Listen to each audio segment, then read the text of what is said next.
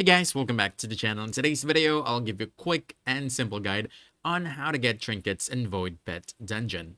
So let's get into it. Now, if you want to equip a trinket on your Void Pets, but you can't seem to have one even if you're progressing through the dungeon, well, here's how you can obtain them. All you need to do is check on your decks. So you want to click on this icon, the bag one, then click on decks at the upper left corner of the screen. And then from here, you want to be at the items tab.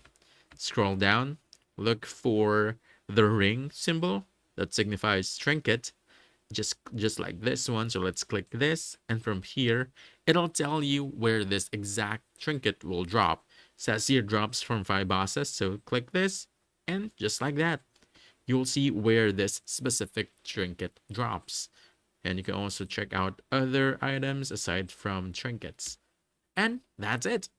Now you know how to get trinkets in Voidpet Dungeon in just a few simple steps. So if you found this helpful, don't forget to hit that like button, subscribe for more quick guides, and I'll see you in the next one. Thanks.